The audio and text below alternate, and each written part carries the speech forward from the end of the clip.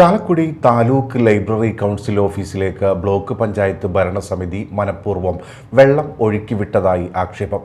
Block panchayat കെട്ടിടത്തിൽ പ്രവർത്തിക്കുന്ന library council ഓഫീസിലേക്കാണ് കഴിഞ്ഞ ദിവസം വെള്ളം തുറന്നുവിട്ടതായി പരാതി ഉയർന്നിരിക്കുന്നത്. കഴിഞ്ഞ ഭരണസമിതിയുടെ കാലത്ത് ലൈബ്രറി കൗൺസിലിന് അനുവദിച്ച ഓഫീസ് മുറി ഒഴിപ്പിക്കുന്നത് സംബന്ധിച്ച് കുറച്ചു മാസക്കാലമായി തർക്കം നിലനിൽക്കുന്നുണ്ട്. കെട്ടിടം പൊളിച്ചു പണിയുന്നതിന്റെ ഭാഗമായാണ് മുറി ഒഴിപ്പിക്കുന്നതെന്നാണ് ഭരണസമിതി പറയുന്നത്. എന്നാൽ ഇതേ കെട്ടിടത്തിൽ പ്രവർത്തിക്കുന്ന മറ്റ് ഓഫീസുകൾക്ക് താത്കാലിക മുറി നൽകി മാറ്റി സ്ഥാപിച്ച ബ്ലോക്ക് പഞ്ചായത്ത് പ്രസിഡന്റ് ലൈബ്രറി കൗൺസിലിന് മാത്രം താൽക്കാലിക സംവിധാനം ഒരുക്കിയില്ല.